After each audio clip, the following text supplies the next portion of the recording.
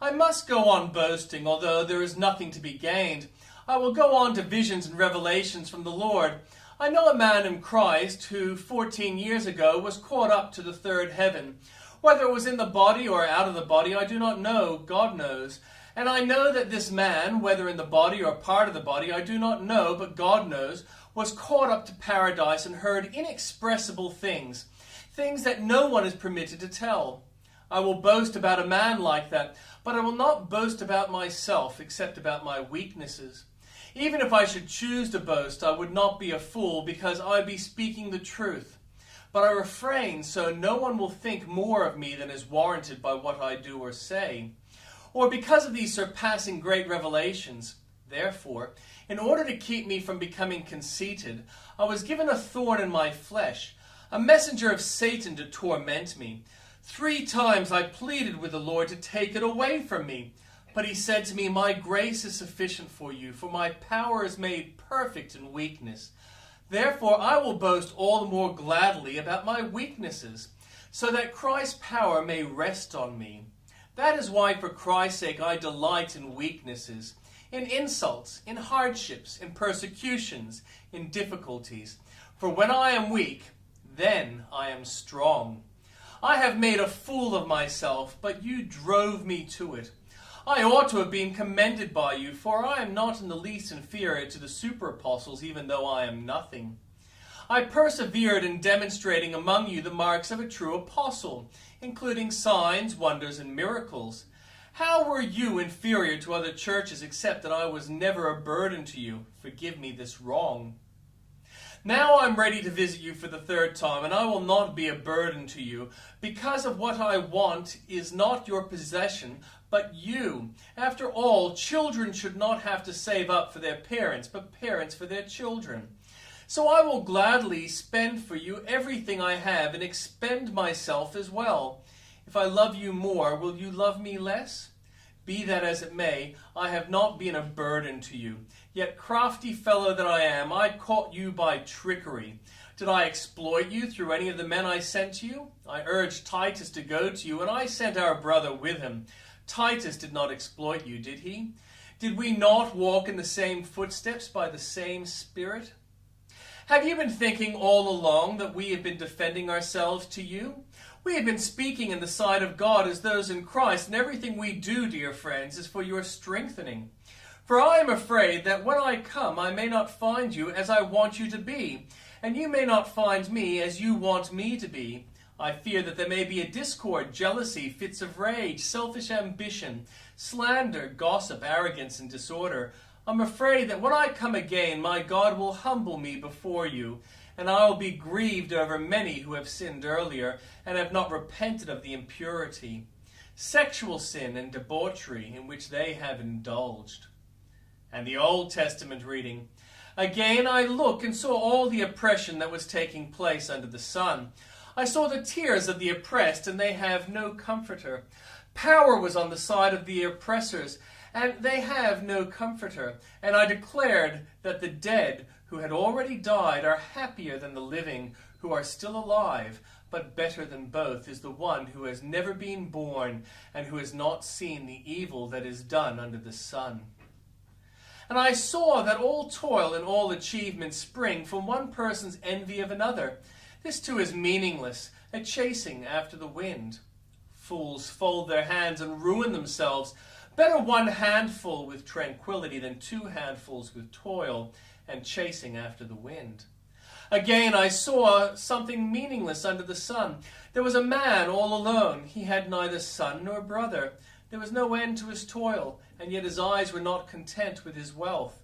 For whom am I toiling, he asked, and why am I depriving myself of enjoyment? This too is meaningless, a miserable business.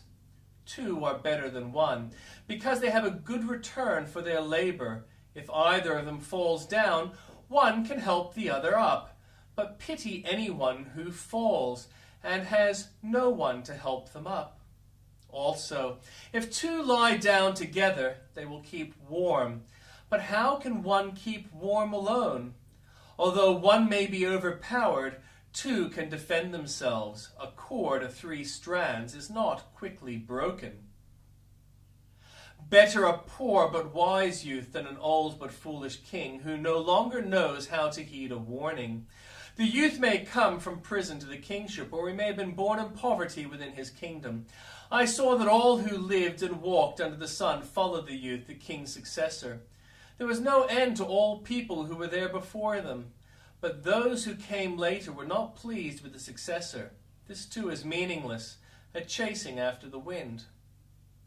Guard your steps when you go to the house of God. Go near to listen rather than to offer the sacrifice of fools who do not know they do wrong. Do not be quick with your mouth. Do not be hasty in your heart to utter anything before God. God is in heaven, and you are on earth, so let your words be few. A dream comes when there are many cares, and many words mark the speech of a fool. When you make a vow to God, do not delay to fulfill it. He has no pleasure in fools. Fulfill your vow. It is better not to make a vow than to make one and not fulfill it. Do not let your mouth lead you into sin, and do not protest to the temple messenger, my vow was a mistake. Why should God be angry at what you say and destroy the work of your hands? Much dreaming and many words are meaningless. Therefore, fear God. If you see the poor oppressed in district and justice and rights denied, do not be surprised at such things, for one official is eyed by a higher one, and all over them both are others higher still. The increase from the land is taken by all. The king himself profits from the fields. Whoever loves money never has enough. Whoever loves wealth is never satisfied with their income. This too is meaningless. As goods increase, so do those who consume them, and what benefit are they to the owners except to feast their eyes on them? The sleep of a laborer is sweet, whether they eat little or much, but as for the rich, their abundance permits them no sleep. I have seen a grievous evil under the sun, wealth hoarded to the harm of its owners, or wealth lost through some misfortune, so that when they have children there is nothing left for them to inherit. Everyone comes naked from their mother's womb, and as everyone comes, so they depart. They take nothing from their toil that they can carry in their hands. This too is a grievous evil. As everyone comes, so they depart. And what do they gain, since they toil for the wind? All their days they eat in darkness, with great frustration, affliction, and anger. This is what I have observed to be good, that it is appropriate for a person to eat, to drink, and to find satisfaction in their toilsome labor under the sun. During the few days of life God has given them, for this is their lot. Moreover, when God gives someone wealth and possessions and the ability to enjoy them, to accept their lot and be happy in their toil, this is a gift of God. They seldom reflect on the days of their life, because God keeps them occupied with gladness of heart. I have seen another evil under the sun, and it weighs heavily on mankind. God gives some people wealth, possessions, and honor, so that they lack nothing their hearts desire, but God does not grant them the ability to enjoy them, and strangers enjoy them instead. This is meaningless, a grievous evil. A man may have 100 children and live many years, yet no matter how long he lives, if he cannot enjoy his prosperity and does not receive proper burial, I say that a stillborn child is better off than he. It comes without meaning, it departs in darkness, and in darkness its name is shrouded. Though it never saw the sun or knew anything, it has more rest than does that man, even if he lives 1,000 years twice over, but fails to enjoy his prosperity. Do not all go to the same place?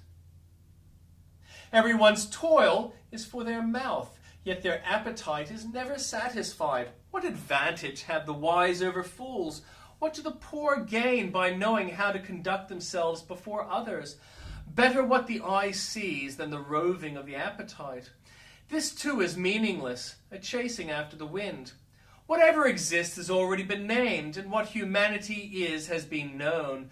No one can contend with someone who is stronger. The more the words, the less the meaning, and how does that profit anyone? For who knows what is good for a person in life during the few and meaningless days they pass through like a shadow? Who can tell them what will happen under the sun after they are gone?